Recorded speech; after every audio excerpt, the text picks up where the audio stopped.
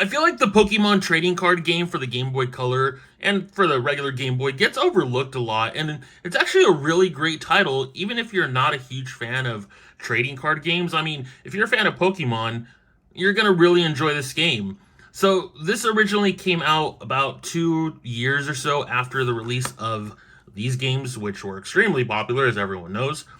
And they came from Japan 2 years after it had released out there.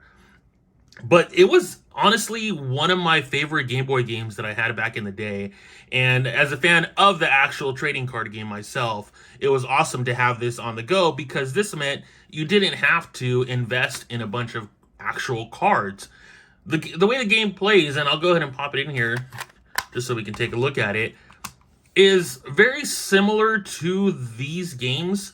It has its own form of gyms, but it's all done plain, the trading card game. So you're not going out and catching Pokemon or anything like that. But what you are doing is after you defeat an enemy, you get a booster pack or you get a set of cards. And then from there, you can go ahead and build your deck, which I think is awesome. I think it's really cool that those options are there. And I recently restarted the game, so I'm fairly fresh in it.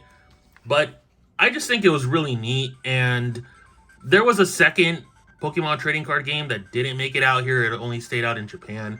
But you can actually find copies online, of course, that are translated. So you can still play it, and it carries on from this one. And it has not only the 150 Pokemon, but it has the rest that came out during Gold and Silver. So that's really cool. But if you've never played this game, I definitely recommend you check it out. It still goes for pretty cheap. I haven't checked the actual listings myself recently, but last I checked, I think it was like 15 or 20 bucks. But overall, the game is great. You have your trainer here, and then you learn how to play the game. For the diary, that's where you go to save the game. And here's your deck. So I'm only at the Squirtle and Friends deck, but you're going to go ahead and build new decks. And if you do like trading card games, then you know what that's all about. So you can change the name of the deck if you want to name it something else. And you can modify it, and here you could choose which Pokemon you want to be in the deck. As you can see, this one is Water Pokemon, a couple Fighting, Psychic.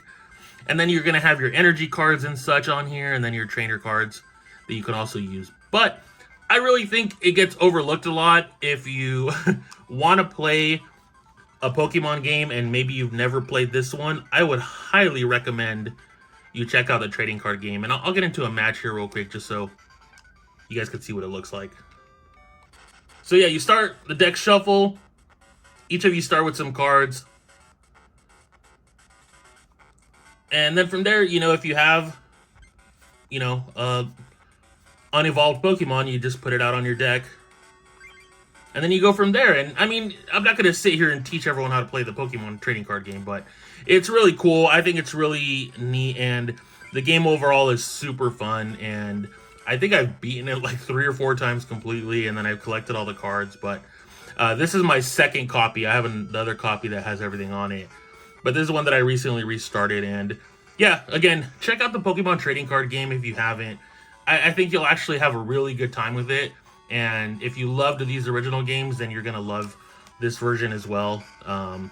It is a little different, but, it's still really cool.